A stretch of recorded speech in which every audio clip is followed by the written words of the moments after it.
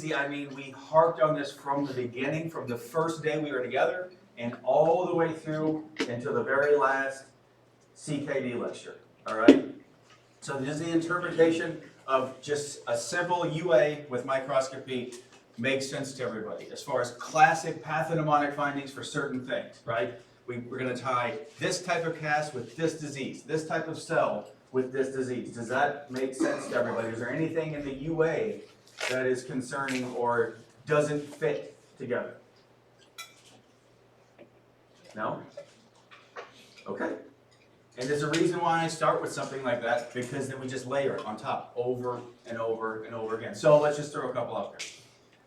What goes with nephritic syndrome or glomerulonephritis? Blood cells and erythrocyte casts, right? Bleeding, okay, bleeding. What goes with pyelonephritis or an infection in the kidney? White blood cell counts. What other disease process might have white blood cell counts, although a different type of white blood cell? Acute interstitial nephritis. And what kind of blood cells might we see in that one? Eosinophils.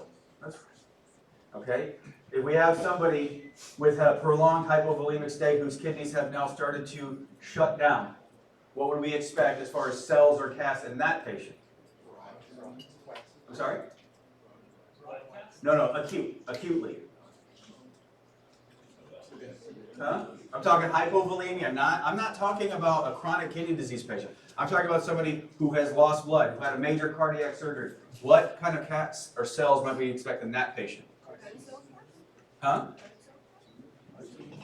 Tubular cell cast? Is anybody saying tubular cell cast? Tubular epithelial cells? Prolonged hypovolemia leads to what? If you don't water the flowers, it leads to acute tubular necrosis. Okay? Right? Pathognomonic. Now, I heard broad, waxy casts. What does that go with? Stasis, which goes with, tied together to pathology. Chronic renal disease, chronic kidney disease, and or end-stage renal disease. What other type of cast is out there that can associate with acute tubular necrosis or intrinsic renal disease that's not specific? Granular or muddy brown cast. Right? See? And these are things that stand out. This is why I always tell students, read every word in the question. Don't read to halfway through and be like, I got it. That's why they call them distractors. Okay? Read the whole words, because there's something in every question that is going to be standing and waving at you. Like, look at me. This is the answer. All right? You see granular cast. You see muddy brown cast. You see tubular epithelial cell cast. Even if the answer isn't acute tubular necrosis, you know everything about acute tubular necrosis. You know what the blood labs will look like. You know what the likely etiology is. You know what treatment is, right? Prefer. Treatment, critical care, right? But you know that stuff. You see what I'm saying? You can tease the answer backwards and forwards, all right? You can infer and refer out. Like you can just take the answer and go one way or the other. You can build upon or build beyond. So, anything else, right? Everything else, UA, pretty standard, right? Hallmarks of infection on a regular UA. Nitrates and leukocyte esterases. Okay. Now, BUN, creatinine, GFR. Pre-renal disease. What does a BUN and creatinine look like? What does a BUN look like? Elevated. What does creatinine look like? About the same, right? About the same. Don't miss. If the creatinine normal range is 1 to 1.2, and the guy's creatinine or the patient's creatinine is 1.7, 1.8, don't miss the forest for the trees, especially if the BUN is 50. You see what I'm saying? Okay? Look at the absolute values.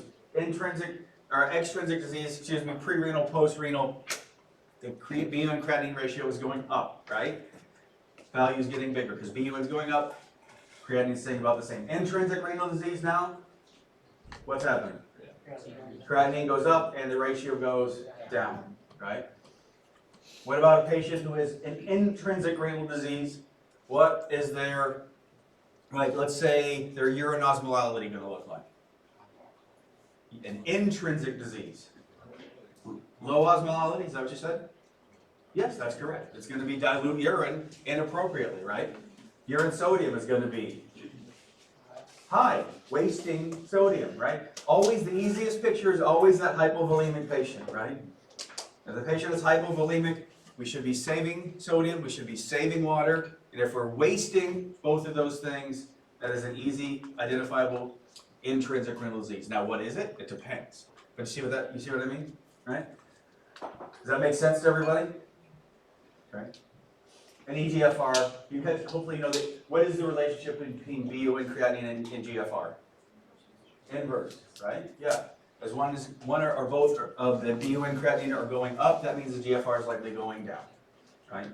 Because glomerular filtration rate, what are we filtering? BU and creatinine to try to get rid of that crap, right? So the filter gets broken, the waste products accumulate. Simple concept, okay? Fractional excretion, we got that. We already did that bullet. Does that make sense to everybody? The pre and post are going to look very similar as far as we are going to be saving sodium. We're going to be saving and concentrating our urine, saving water. When we get to intrinsic renal disease, what is the stupid thing I've said all throughout this class? The kidneys are not doing what they're supposed to be doing anymore, and so we're inappropriately spilling both water and sodium, right? Plasma osmolality. Okay? Plasma osmolality. Osmolality relationship, right? So, I'm just going to skip ahead real fast. What's the first step in evaluating a patient's sodium level? Get a patient's sodium level on a CMP. Exactly, right? Exactly. What is the second step? Osmolality, serum osmolality measurement, right? So regardless of whatever else you already have, if you don't have a serum osmolality, what is step number 2? Get a serum osmolality. And then step number 3, depending on which way the osmolality turns out, what's that?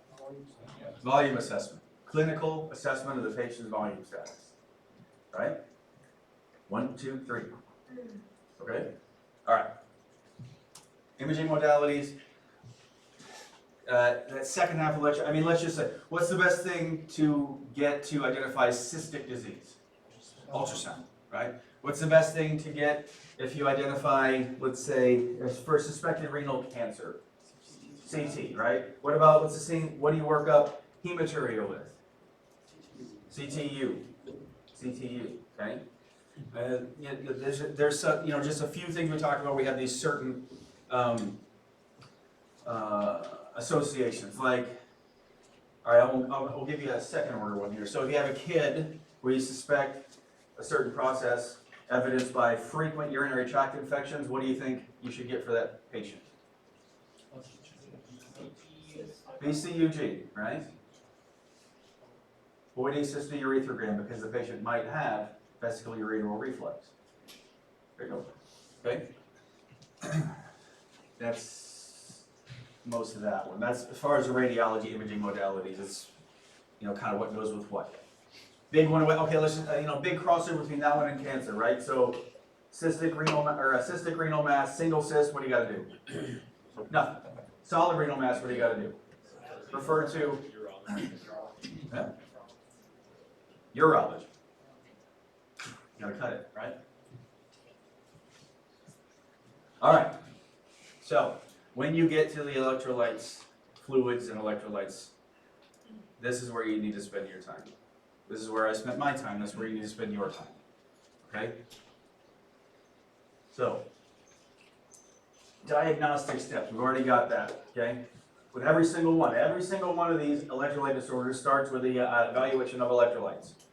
I told you, it's a bridge too far to say I'm going to recognize certain symptoms or certain diagnoses based on symptoms alone, except for a couple, right? We have potassium, like the sodium signs, nebulous neurological signs. Kind of look the same whether the neurons are shrinking or swelling, right? Difficult. But potassium signs and symptoms, right? EKG signs, they're obvious, clinical, overt, right? You can look at somebody, if they're having some sort of thing, and you can see from clinical signs and symptoms if they have a potassium deficiency or potassium excess. Same thing with calcium. You guys remember the mnemonic for calcium, right? For hypercalcemia? the bone stones, blah, blah, blah, yeah, right? So that hypocalcemia, so you need to know you need to know presentation and treatments for sodium, potassium, calcium, all right? And let's see, we talked about the 3 steps for hyponatremia, right? Hypernatremia, a little bit easier. Serum sodium is high. Their osmolality is always going to be high. We didn't really go much into treatment-wise so much.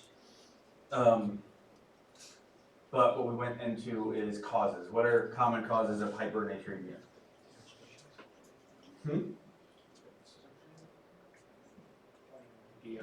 You're thinking of something else. You're thinking of acid or alkalosis, right? DI is the most common one that you guys will probably encounter, right? All right. And so, as far as hyponatremia goes, where we talk about the big chart, like this guy right here, this is like I was saying, it has everything rolled up into one. Remember, don't pay attention, don't worry about isotonic, or don't worry about that one. We're not going to talk about that one. We didn't mention it. I told you not to worry about this one here, so don't spend time on it. Okay. Step 1, hyponatremia, established, got it. Step 2, serum osmolality. If it's high, what does that probably mean? Glucose, that's right. It's almost always glucose. Right? If it's low, which we expect it to be, so low sodium, low osmolality, now what do we do? Step 3 is volume. Okay? Too much fluid on this side, an overload state, right? Nephrotic syndrome, cirrhosis, advanced kidney failure, things like that, heart failure. Too little volume, what is the most likely?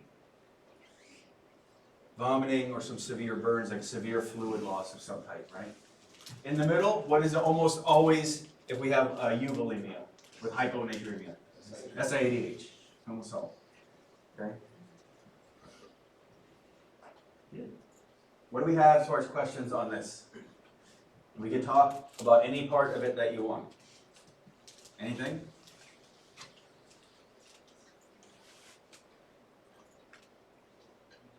Okay. Then this is just another roll-up. Like I said, this is side by side by side. You have all these so you can see, but explanations at the bottom, sometimes a visual explanation of the box. The way the fluid shifts are just visually represented, it helps. If it doesn't, don't worry about it. And you also have this one, like I said. It can, we're trying to make it as reasonable as possible, as pragmatic as possible, right? So what do you do, right? Again, we went down to hypovolemia. Urine sodium. Why is urine sodium appropriate?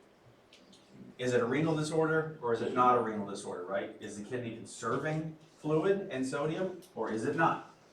It helps us go intrinsic or extrinsic, just like every other disease, right? Still with me, right? Euvolemia, urine osmolality. Why? We're trying to rule SIADH stuff out, right? It's most likely SIADH, right? Okay. So, and hypervolemia. Usually the hypervolemia itself gives away the causes. I mean, you guys can think, it's like there's nothing I would say that's new on that list. You talked about heart failure as a hypovolemic state. You talked about cirrhosis as a hypervolemic state. We've talked in here about nephrotic syndrome and kidney disease as a hypervolemic state. So it's just kind of one of those easier than the other side, I think.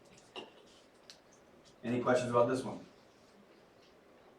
Okay. Acid base, okay? Got to be able to get to the primary acid base disorder. All right, that's Rome. You got to be able to calculate anion gap. Okay?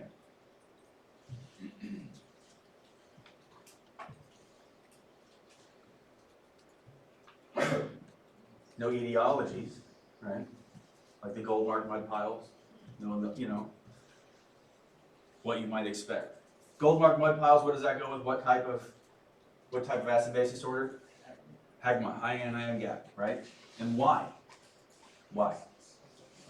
Unmeasured, right? Everything on that Goldmark mud piles creates an unmeasured anion that is not in the formula. What is in the formula? Sodium chloride bicarb, right? Okay. And again, you make almost all of the money on the acid-base disorders on the exam and on the pants and on the pack rat if you just can get to Rome. Right? And again, if the tic-tac-toe version is better for you, then do it. It works and it will still be fine. If the two-step version, look at the acid base, look at the bicarb works, then do that. Whatever works for you, however you get to the finish line, stick with it, okay?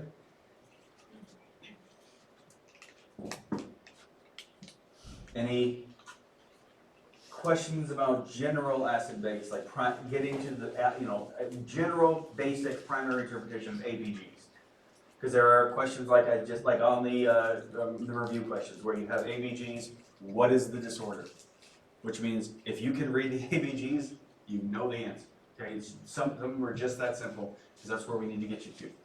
And there are some that'll be like, you have this patient, they have these clinical signs and symptoms, they have this here's a description, what do you think this patient has? All right, so two different ways. All right, anion gap, we already talked about that. Okay, so only thing you really got to know is how to calculate that. So you can remember those three things. All right, and if you don't want to memorize the parentheses, remember our distributive property, right? -1 times Cl plus HCO3.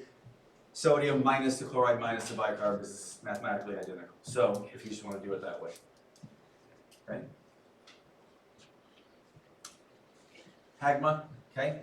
High anion gap, we already talked about that. Something unmeasured, something not in the formula that's floating out there, creating a disturbance. What is the giveaway for the RTAs? Okay, stones is one. That's a good question. This is that was like a guess what I'm thinking. What did I say? So it's a normal anion gap in a patient who doesn't have what? Diarrhea. Yeah. That's diarrhea, most common cause for normal anion gap. Much more common than this crap. Patient doesn't have diarrhea. Think it might be an RTA. And then you put those stones on there, or again, just this chart pretty much has most of what you need to know. Which one has which characteristics? Stones, is it a bicarb problem? Is it a hydrogen problem? Side by side, right? Okay. And then treatment for RTAs, refer to nephrology, okay? So that's what we need to do, okay? So basically it just gets down to like identifying and just sort of putting in your memory bank the properties that make them different. Okay? Questions up to now? Acid base, electrolytes, what do you got? Anything? It's a lot, I know it's a lot. But anything so far? Okay. Hematuric proteinuria. Don't let it run out the door, right? Okay. Workup, we already talked about labs, right? Hematuria, proteinuria. Repeat them, right? They rubber match, right? Make sure you get two alike and then think it's persistent or it's transient. Imaging, discuss really CTU. Okay. Treatment of proteinuria, generally. In general, ACE or an ARB, yes, okay. UACR, you guys remember what that is? Urinary albumin. What is the other nomenclature, more common nomenclature for that one? Spot, microalbuminuria, yeah. Microalbuminuria, spot, yeah, okay. And then UPCR would be urinary protein, bringing other things besides albumin. We didn't talk about that one a whole lot. That one's more for established proteinuria, maybe of a different cause than just pure albumin. So if you guys got to plasma cell myeloma, I know you started ONC, but not yet. Okay. Okay. AKI, acute kidney injury. General signs and symptoms. In general, pre-renal disease. What's the general signs? Like, what do you think? What does that patient generally look like? Pre-renal disease.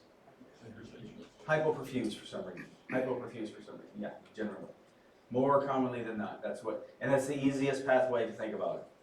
Patient's hypoperfused. And so what does that mean for the BUN and creatinine? BUN's going up, creatinine's, right? Okay, what does that mean for our urine osmolality? High, because the kidneys are doing what they're supposed to be doing, saving water in the presence of hypovolemia. So what does that mean for urinary sodium or fractional excretion of sodium? Low, right? There you go. Okay. Post-renal looks very the same, but what's some common etiology of post-renal in just like a simple terms? Obstruction. There you go, obstruction, right? Most common that you'll probably encounter would be prostate. And then intrinsic renal disease, we have acute tubular necrosis, we have acute interstitial nephritis, we have all the glomerulonephritis we talked about, okay? So, acute tubular necrosis, what are some etiologies? We got prolonged hypovolemia, rhabdo, okay? You guys need to focus, look at rhabdo, understand rhabdo, all right? It's on there. Okay. Post-renal, we talked about that. Go back to interstitial nephritis. Besides the eosinophils, what are the other clinical, physical characteristics that you might see on acute interstitial nephritis? A rash. What else? Joint aches and pains. It's like an allergy mediated kind of thing, right? So yeah, the rash, the eosinophils, the spilling blood, protein. Good. All right, and rhabdo, etiologies for rhabdo. Dehydration. Sure, dehydration, extreme dehydration, rigorous exercise, what else? Crush injuries, another one, electrocution, sepsis potentially, so you can get into nephrotoxicity can cause rhabdo, but yeah, etiologies for rhabdo, all right. Questions about acute kidney injury? You guys are giving me all the answers, I like it, it's good. Nephritic versus nephrotic, all right? Glomerulonephritis, nephritic syndrome, nephrotic syndrome on the other side, right? This really is sort of the highlight, and pathology findings for each. I did talk to you about those. Like, what does a pathologist see on post-infectious glomerulonephritis? What does it see in IgA nephropathy? Where is the inflammation occurring in the glomerulus, right? So understand those, because what are you going to see on a renal biopsy is what I'm talking about. All right. And then we did this differentiation over and over and over again, right? Are you going to have some protein with glomerulonephritis? You are, yes, but don't chase the rabbit.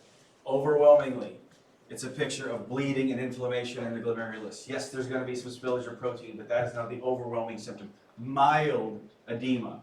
On the other side, are you going to have some blood spill in a nephrotic syndrome? Yes, but overwhelmingly, this patient is losing albumin, swollen, big, right? What is the patient on the nephrotic syndrome side at risk for? If you lose enough of your serum albumin. I'm sorry? Third spacing? The third spacing is what's going to happen. What is the big risk? Clotting. Yeah. And the third spacing, you can make the argument, yes, infection can happen. Of course, that is risky. But the big risk when you get to a certain level of albumin loss, is the thrombosis, okay? So blood, protein, and fat, right?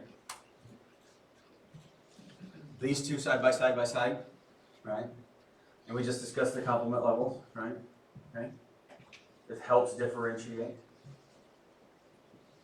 Complement levels in IgA are normal, right? Okay, good. And then you got it. Really what helps you differentiate these, just grossly in patient history is the latency period. Right? When does it happen? IgA nephropathy, the patient is sick now, or maybe a couple of days ago. Post infectious glomerulonephritis, they were sick a week ago or more, all right? Both patients likely to come in saying, I was sick at some point, now I'm peeing blood. When were you sick, right? Okay? Any questions about these two? Okay, and as far as like the nephrotic syndrome, what is the one that's most common in children? Minimal change disease, small people. Minimal change disease, right? And what is the most common one in adults? Membranous nephropathy, yeah. ACE-ARB, right? What's the one, what is the treatment for MCD? Steroids. Steroid responsive or steroid unresponsive MCD. Yep. It's the standard of care, or the primary treatment, I should say, for MCD. All right. Renal vascular disease. What's the two that we talked about? We talked about renal vascular hypertension, atherosclerosis, and not fibromyalgia. Fibromuscular dysplasia. Fibro something is right. I'll give you that. Okay? What is the big way? Okay, so different. What does the patient who suffers from atherosclerotic renal vascular hypertension look like? Like a cardiac patient, right? Like an atherosclerosis patient. Okay? What does a patient suffering from fibromuscular dysplasia look like? Female, probably in the 40s, usually. Complains of some other weird, other weird symptoms, right? And then they have the fibromuscular dysplasia, and they are absent in general of cardiovascular risk factors, right? We'll help you go one or the other. And what are you diagnostic testing for both? Probably. Huh? Did you say CMP? CT, or MRA, right? Yeah. Okay, good.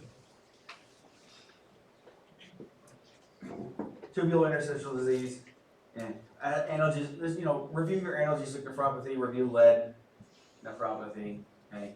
The rest of them really kind of get rolled up. VCUG or VUR we talked about is a chronic tubular interstitial disease if it's not caught early enough. All right, so just review that. That slide deck is like 20 slides long. And, it just kind of is, again, like I said, it sort of leads us into the chronic kidney disease lecture. Risk factors, okay? Risk factors for lead nephropathy. Lead exposure, yeah. Risk factors for analgesic nephropathy, analgesic use, okay? So historical factors, right? Okay. And then ID, right? If you have VCUG, right, or obstructive neuropathy, or nephropathy, obstructive nephropathy, excuse me, you have some sort of history of some kind of obstruction. ADPKD and medullary sponge kidney, okay? Which one is renal function like usually typically obliterated over the course of time? Autosomal dominant, right? Eventually it becomes horse kidneys and then they're useless, right? Just not functional mass, it's just a bunch of cysts. Presenting symptoms generally for either. Stones generally go more with MSK, right? Medullary sponge kidney, although they can present with both. Well, it would be like an insidious onset sign, if you will, for both, which is why we work it up. Hematuria, I think I heard that. Is that what you said? Is that what you said? No, I said protein. All right. Well, I heard hematuria, so good job. Could be proteinuria. That could be right. That could be right. But the likelihood is it's going to hematuria first, right? So incidental hematuria, okay? Likely. Now, ADPKD, if we haven't diagnosed it until, then we might have renal megaly, right? We might have chronic infection, things like that. But with MSK, how do the kidneys, if they preserve their renal function, it's because they stay about the same size. Remember that picture of the side by side. They don't get all crazy. Patient typically is found to have medullary sponge kidney because they have kidney stones, and we're like, why do you have kidney stones? And then we find it, okay? ADPKD, right? Then we have this weird thing, okay? And then, okay, diagnosis. Generally cystic renal diseases. What do we do? Ultrasound. Wherever that came from, yeah. And we can do other things, but ultrasound generally is how we find it first. Renal cancer, typical presentation. How does a patient with renal cancer typically present? Without anything. Hematuria. Now, what could they present with if it's late? B symptoms. Renal megaly or a mass, an abdominal flank mass, right? But typically it's going to be hematuria. And then right? What's the other way sometimes it shows up? Incidentally, on a radiograph looking for something else, what does that radiograph show? A solid renal mass, right? Solid renal mass, and that's cancer until we figure out it's not. Okay? So, sometimes they walk in with something like hematuria, sometimes they walk in and they're already losing weight, and they're shivering and they're cold, and they have all those obvious signs of cancer stuff. Sometimes we're not looking for it and we find it. Solid renal mass, okay? And then nephroblastoma, what's the population there? Kids, right? Generally kids, big asymptomatic renal mass, doesn't cross the bedline, all right? Good, so look, make sure you review renal cancer, okay? And then to the end, CKD. Physical exam and lab findings, physical exam's generally look at the signs of uremia, okay? Like all those, the side-by-side things that we're gonna show up with uremia when we get to that point. Diabetes causes diabetic nephropathy. What do we do to stop diabetic nephropathy? Or to try to delay diabetic nephropathy? ACEs and ARBs. And glycemic control, okay? SGLT2Is and GLP-1s, make sure you can recognize the names of them, okay? The Flozins and the other ones, whatever. Okay. But you know, which one do we use? Which one's going to come primarily into a CKD patient regimen and medication regimen? Which one of those two? SGLT2Is, right? FDA approved. Right? And then absolute indications for dialysis, right? There was a slide that had absolute indications for dialysis on there. So like this patient, you know, can you remember any of them? GFR levels, right? What else? Refractory hypertension, like symptomatic uremia, theoretically. So symptomatic, like if the patient's untunded, altered mental status, pericardial friction rub, which suggests uremic deposition in the pericardium. If they have BUN, I think it's over 100. So just overt signs of uremia, that's the time we're understanding this patient, no matter what medication we give them or what we do to the current kidneys besides put them on a machine that does the work for them, right? We're not going to make them better without dialysis. The rest of it is just the review questions. The review tests are up, right? I assume they're supposed to be open. Are they open? Okay. You can go over those as many times as you want. Okay. I think I have them closing at midnight on Sunday. Hope nobody's still up studying at midnight on Sunday, but they're going to close them just so you're aware. And then, yeah, questions? That's what I got. Huh? No? All right, well, again, contact information. I changed my number and my email address, so good luck. If you need me, text me.